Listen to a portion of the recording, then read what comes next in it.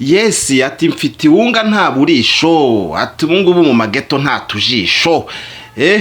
Ni ukuvuga ngo bamwita Green P cyangwa se mwite Green Person cyangwa se Elia Manishimwe Elia, irya mbere nshobora kuba ndibeshyeho.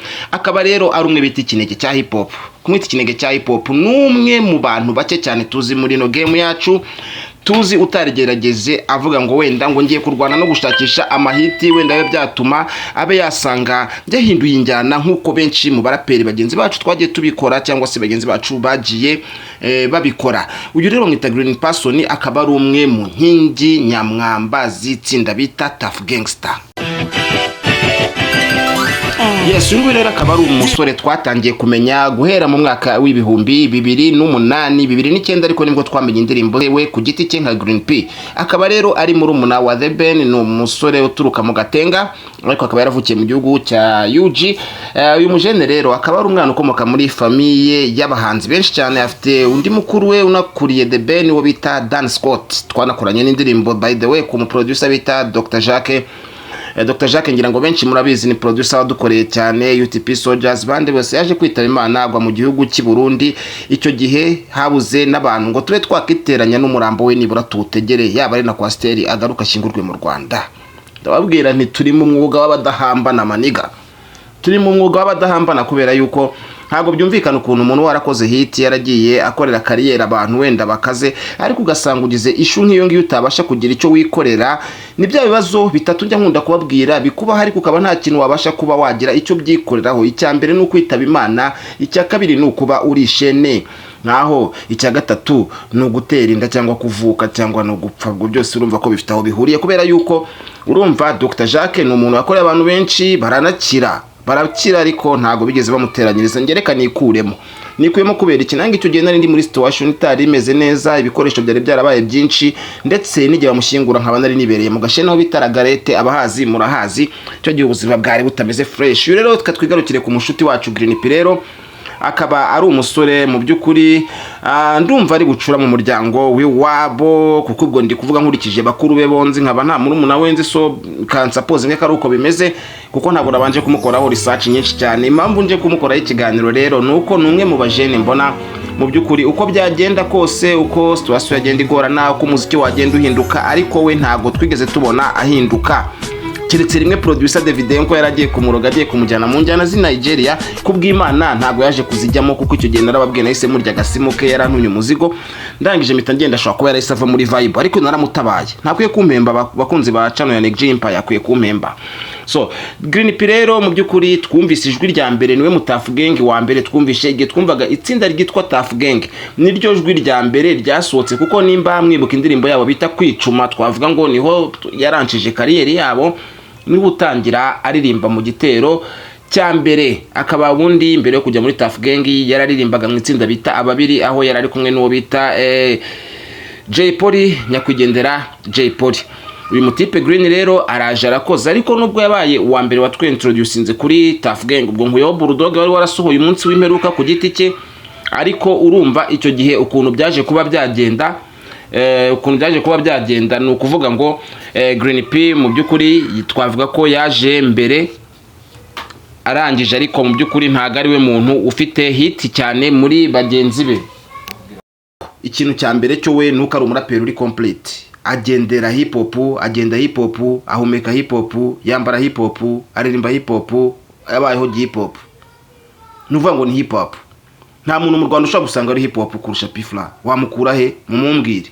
Kabaka se witahiye rest in peace turamwubaha, ariko ntago twari uvuge ngo wavuga ngo wamugiranya na P kubyerekeranye no kuba ari hip hop yuzuye. Ukurikije ibyo byose yabayeho hip hop, ubuzima bukakaye bw'imihanda n'iki kandi bitakuyeho ko ari umwana wakomotse muri famille ikaza ariko naho ubuzima bwaramuriye bwaramukakaranye, yarastragorinze n'umwana w'imihanda nta kintu atazi. P-Fla imyambarire ye ni hip hop, imiririmbire ye ni hip hop, imico ye ni hip hop, culture ye ni hip hop. Kuko buriya P-Fla muri iki gihugu cy'u Rwanda niwe muntu wenyine reka ngasubiremo nimba wumva yuko iki kintu ngiye kuvuga ine declaration n'abandi mu ndabeshya, uretse P-Fla nta wundi muntu ndusha culture ya hip hop. Kuvuga ngo amateka ya hip hop byagenze gute, ndavuga mu bahanzi wenda mu bafana byo birashoboka ko hari abajene baba barabyihinzemo, ariko P-Fla niwe muntu wenyine ushaka cha hip hop dushobora kwicara tukaganira tukajya muri hip hop mu ntangiriro zayo ndetse no kugeza no muri no minsi uko bihagaze, ugasanga ni wa muntu mu by'ukuri utari bugereho ngaceceke yabuze icyo avuga cyangwa se umubwira umuntu runaka usange nta muzi. P-Fla ni wa muntu witabiriye ibitaramo bigiye bitandukanye. Nge P-Fla Restore nabonye ari guterana n'uwo bita ni umujene nawe w'umuntu urako ni umupapa mukuru nawe mu by'ukuri, ariko twavuga ngo ni mu buhanzi ni mushyashya wo bita Red Ink. Hari gihe numvise story bari gutera avuga ukuntu bagiye mu gitaramo cya Mobb Deep. Ndavuga ni wow, ninde muri iki gihugu cyacu uzavuga ngo yabashije kujya mu gitaramo cya Mobb Deep? Nari nibagiwe ko amateka atari ya P-Fla turiho. Banyita Neg G The General, ndi umufana wa mbere wa P-Fla mu bahanzi.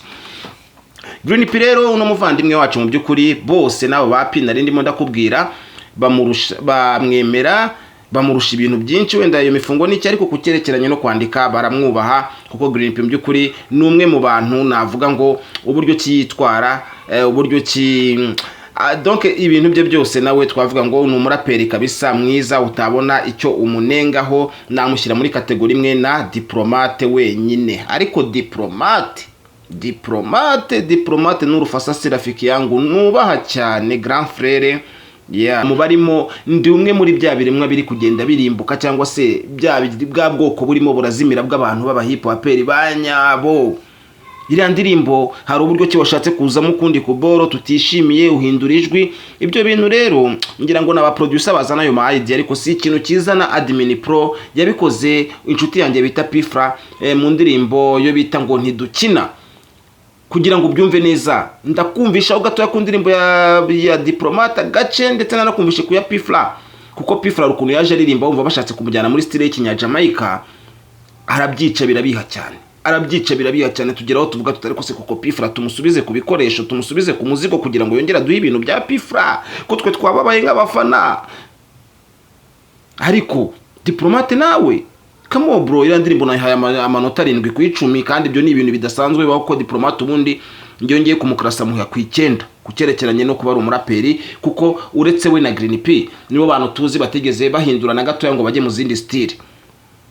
Kapirupi nemera yagerageje kuza muri Zuke mu ndirimbo biti ngwatira, hari n'izindi ndirimbo yagiye azamo, ariko si yabigiyemo cyane. Abandi bo rero bo babyize folklorique, ntabwo kamemo wajya kuvuga ngo ubuse uvuze ngo Riderman yabigize folklorique, noneho wageze hana bigira ndomboro ya solo. Nabandi mo ndasebanya ko muvuga ngo mugendaho ko nagowe Neg G naragowe, umvuze ngo zana indirimbo bita ngo pipiriri pipi ngo pipiriri pipi, warangiza ukajya kumva ngo simbuka ajya mu birere. Wendera yari indirimbo nziza da katuyihe tuvuge ngo nkwite Asina nkwitende turururu nakoze iki gituma abantu bamwe urumva. Rero ntago Green P yigeze aza muri style nk'iyo ya Riderman kugira ngo aselinge, ntago Green P yigeze aza muri style nk'iya Jay Polly kugira ngo aze akubita ati D4D aza kubite ngo indirimbo zijya kuba nyinshi nazo Jay nawe yakoze, ariko nibura Jay Polly ikintu ahatandukaniye n'uwo mugenzi we wa mbere tuvuga ngo nibo baraperi bakuru banini twagize we na Riderman. Jay Polly la majorité y'indirimbo ye nibura 8 ku ndirimbo 10 zabaga ari hip hop, ariko Kokoriko ushobora gusanga mu ndirimbo ze za hip hop keretse wenda muri no minsi ya nyuma kariyeri isa nkaho iri mu musozo cyangwa se ntabwo yarangiye da mumbabarire bataza kuntera amabuye muri comment ko Riderman ndamwemera ndanamukunda, kubera yuko uri kuvuga ngo Riderman ari successful nanjye ndidunda, kuko ndavuga ni wowe umunyeshuri wanjye nkabibonye ibintu nigishije kuntu barimo barabigenderaho bimeze neza. Icyo gihe rero ni ukuvuga ngo burimo urampereza grife, nanjye Riderman yari hit mba ndi hit, niyo mpamvu buri akumbwira ngo narazimye, ntabwo nazimye kandi Riderman akora, ariko Riderman yazimye mba nzimye, si byose bakunze bo mu Kamenge. So Green P rero ikinege cya hip hop ni ikintu cyatubabaza cyane aramutse ahinduye, ariko nzi ko atabikora, kuko aho bigezanga kariyeri z'abaraperi, aho twavuga ngo umuziki wacu wagaza akakanya ni hahantu ho gusigasira legacy y'umuntu cyangwa se ibyo twakoze ya mateka, ibyo wakoze bakwemereragaho wiza kubibishya, wiza kubitoba ku nshuro ya nyuma, ngutangire kutuvangira twumve watangiye kuririmba amazuke, twumve watangiye kuririmba igishakamba, kugira ngo wumve ngo kuko ibishakamba bigezweho Green P ntabwo icyo kintu yigeze kidukora kandi nzi ko atazakidukora. Ni sakarabero se ni rabero mujama ari kugenda na rabero, yego wenda ntago ari y'imituku ya yindi tukuza iminwa, ariko ufite rabero bro, uri umugangster, uri come on bro, ntago ari ibintu bizima kabisa. Umugabo ushakisha ubwiza urakoze cyane, ugasanga umuntu mushaka mwese kuba batayikuni, ndi kuba batayikuni degree.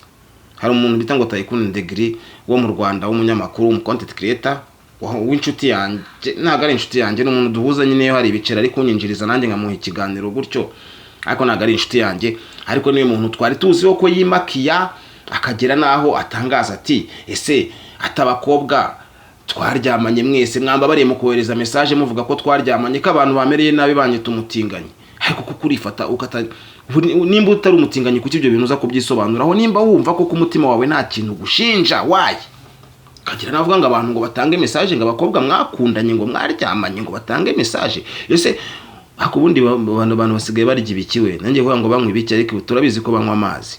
Abantu basigaye barya ibiki kuko ni ikintu gitangaje cyane. Nese ubwo umukobwa ubundi abayanahari, ndetse ko nkeka kashobora kuba atanahari kubera ko nago umuntu wakoze ikintu ntago ari ngo utanga abagabo ngo ubuse abantu b'abasore, abantu b'abagabo twese tuzifate tuvuge ngo kuki twe tutumva bibaye ngombwa, cyangwa wowe aho uri kuri iki kiganiro kuki utumva ari ngombwa ngo utange gihamya uvuga ngo abakobwa twakundanye ngo nimuvuge yuko twakundanye cyangwa twanakoranye by'abantu bakuru kugira ngo mu proving yuko ngiye ntari umugay. Kubera iki wundi in the first place mu mwanya wa mbere ni gute uri kumva yuko babigukekaho bikagira naho wumva wakisobanura? Hari impamvu uri kwisobanura kandi iyo mpamvu ntago isobanutse.